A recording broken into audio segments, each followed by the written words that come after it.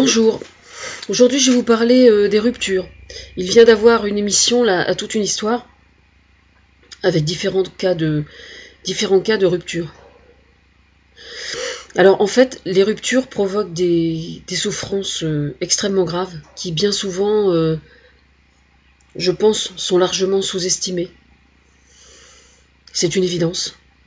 Alors effectivement, quand quelqu'un tombe amoureux, c'est se mettre en danger parce que on tombe amoureux pour des raisons conscientes, mais on tombe amoureux aussi pour des raisons qui sont inconscientes.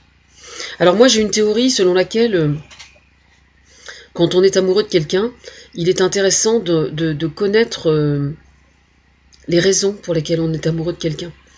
Et je sais que j'avais entendu une histoire un jour, enfin j'avais lu une histoire sur internet un jour, d'un couple qui était follement amoureux et qui se déchirait, mais qui se balançait des trucs absolument odieux.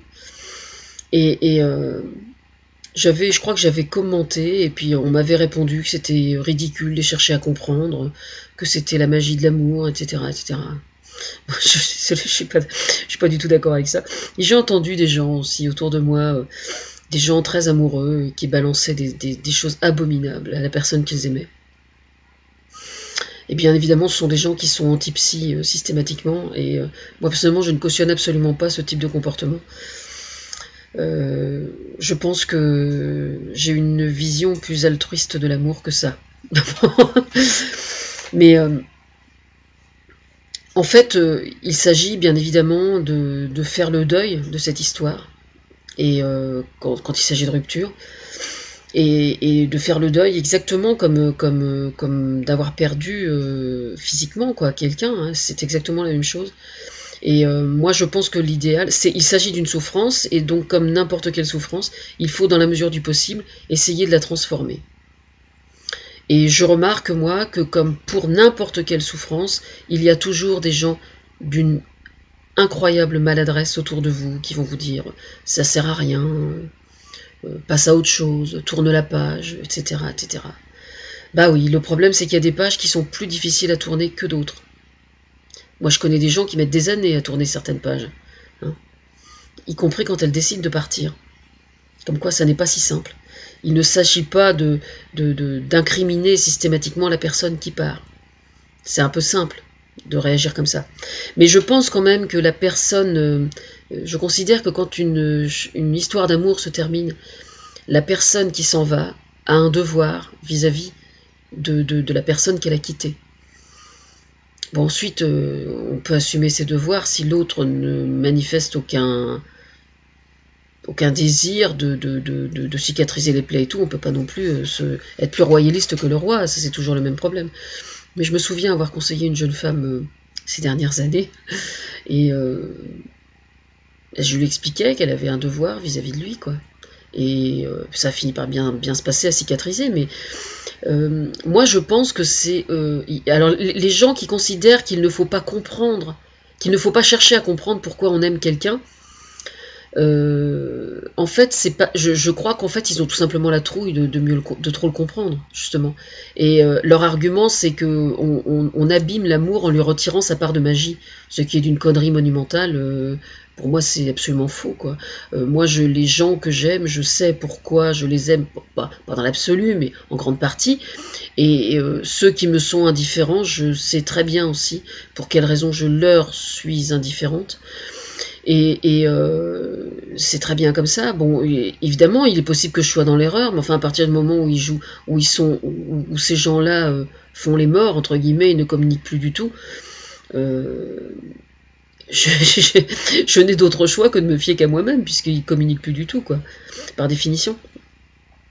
Mais dans les histoires d'amour, c'est exactement la même chose. Moi, je pense au contraire qu'il est extrêmement intéressant de comprendre pour quelles raisons on aime quelqu'un.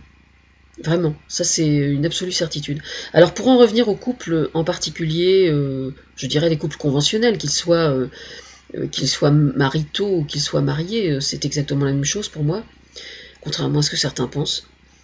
Parce qu'on peut être fidèle et ne pas être marié. Et puis on peut aussi être marié et n'avoir aucun respect pour son épouse ou son époux. Certains se marient par convention, il faut quand même le savoir. Mais Donc oui, ce qui importe, c'est de transformer cette souffrance.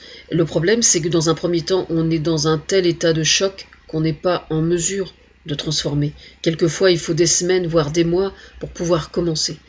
Moi, je pense que quand ça prend des proportions, quand le sentiment de chagrin et de sol qui se dérobe sous les pieds prend des proportions vraiment trop importantes, il vaut mieux se faire interner quelquefois.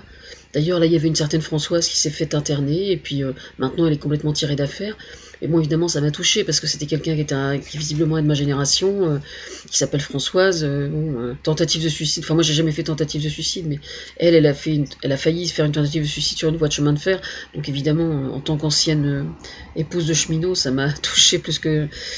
Mais il est extrêmement courant sur 10 femmes qui se font interner en hôpital psychiatrique, il y en a bien un tiers qui sont en situation de rupture absolue et qui vont extrêmement mal à cause de la rupture. Donc ça n'est vraiment pas à négliger.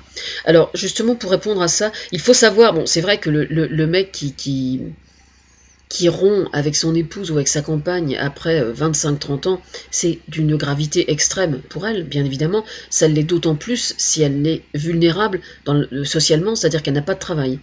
Ce qui a été mon cas, moi. Donc c'est effectivement beaucoup plus grave dans ce cas-là. Alors je remémore une statistique. Au moment où ça m'est arrivé, il y avait 3 femmes comme moi, sans travail, en rupture de couple 25-30 ans. Les 3 autres se sont suicidées. Et moi, j'ai atterri à l'HP. C'est bien de garder cette statistique-là dans les oreilles. Alors, il faut savoir quand même que... Enfin, moi, c'est moi qui suis partie, je précise. Il faut savoir quand même que il faut reconnaître aux hommes qui abandonnent, entre guillemets, leurs femmes comme ça, au bout de 25-30 ans, qu'il y a certains, probablement, je pense, qui auraient bien aimé laver leur linge sale et prendre les choses de façon plus efficace et moins douloureuse, si ça avait été possible. Malheureusement, en France, justement, il n'existe rien. Quand je dis rien, c'est vraiment rien. Aucune structure qui soit susceptible d'aider ces couples-là, avant justement que la situation ne soit aussi grave que ça. Et justement pour ça, moi j'ai pensé, je suis en train de travailler dessus, sur le concept de maison transgénérationnelle, parce que justement, ces structures-là vont être là pour ça. C'est-à-dire que quand une femme va mal, ou quand un mari va mal, il n'est pas nécessaire pour aller mal qu'il y ait une 3e personne qui vienne foutre la merde, je tiens à le préciser. Il n'y a pas besoin d'y avoir de maîtresse ou d'amant dans le lot. Il arrive que ça aille très mal dans les couples sans qu'il y ait une tierce personne. Généralement, il y a un problème de communication, c'est un fait, mais bon, ça peut arriver chez n'importe qui, un problème de communication. Personne n'est à l'abri.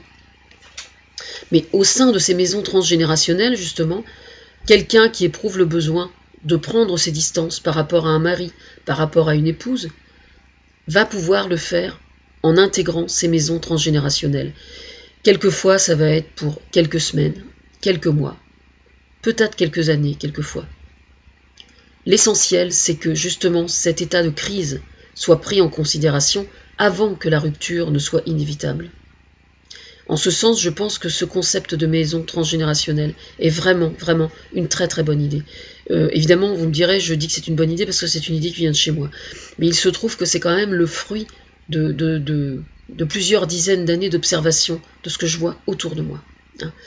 Moi, je connais des gens, alors je sais bien qu'il y a toujours des personnes bien pensantes qui sont persuadées d'être plus intelligentes que les autres et qui fanfaronnent avec leur couple qui a duré des décennies et des décennies et puis qui méprisent ces jeunes cons de 30 ans qui divorcent pour un oui, pour un non. Moi, je suis désolée, moi je connais des gens autour de moi qui ont 70 ans, 60, 70 ans, 80 ans, dont la femme a été malheureuse pendant sa vie entière, pendant sa vie entière, elle a pris sur la gueule pendant des décennies, des choses abominables. Ah ça c'est sûr, ils sont pas divorcés. Des cas, je veux dire, la réalité quelquefois est pire que la fiction, quoi. Faut quand même le savoir. C'est hallucinant ce qui peut se passer au sein des couples. Et que c'est pas de rupture dont il est question là. Des gens qui sont bien attachés l'un à l'autre. Alors arrêtez quoi. Vos leçons, vous les gardez. hein, d'accord? Moi, je m'occupe du présent et du futur. Hein. Et les bons principes judéo-chrétiens, comme quoi le mariage est sacré, etc. Oui, il est sacré. La relation que j'ai avec quelqu'un que je vais croiser dans la rue aussi demain, elle est sacrée aussi. Je lui dois le respect, et il me doit le respect. Il n'est pas besoin d'éprouver des sentiments pour quelqu'un pour éprouver le besoin de le respecter. Voilà. La famille est une micro-société, effectivement.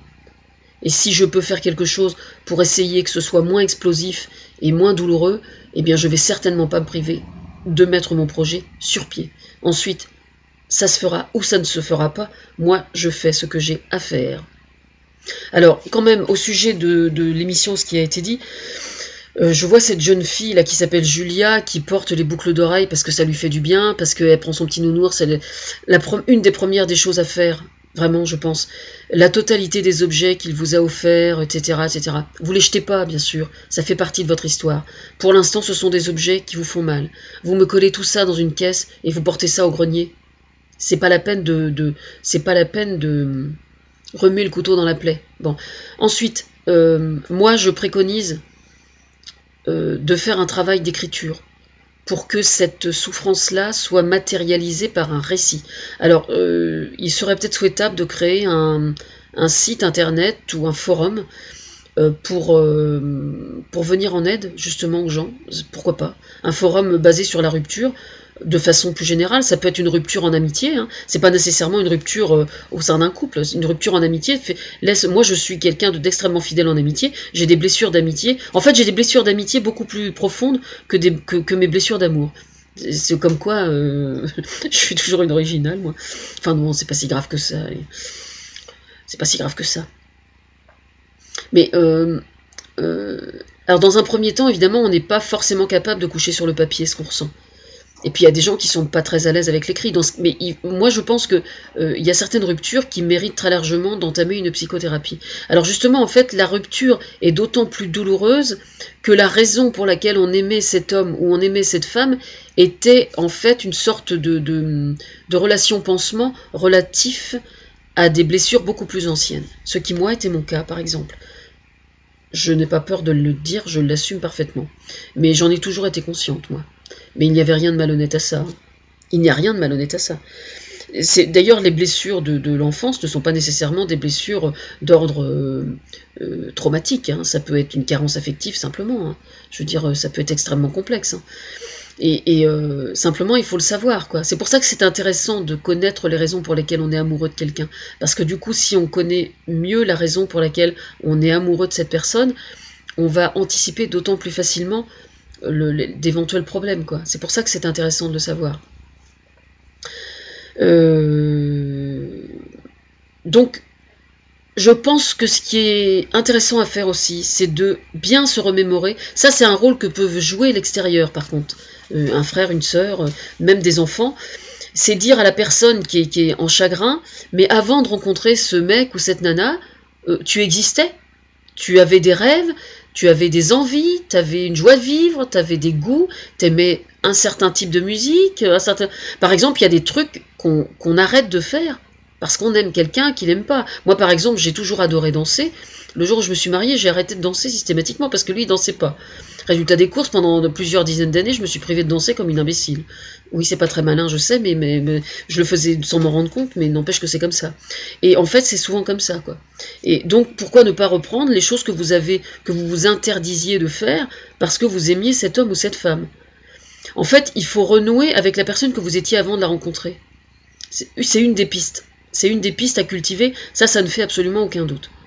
Et puis il faut savoir que toute personne qui souffre détient en elle, et ça c'est vraiment quelque chose que j'ai expérimenté physiquement, moi, enfin physiquement, dans mon fort intérieur, mais c'est valable, je l'observe tous les jours aussi, les gens qui souffrent détiennent en leur sein des outils intellectuels, émotionnels, qu'ils sous-estiment complètement et qu'ils peuvent utiliser pour justement rebondir.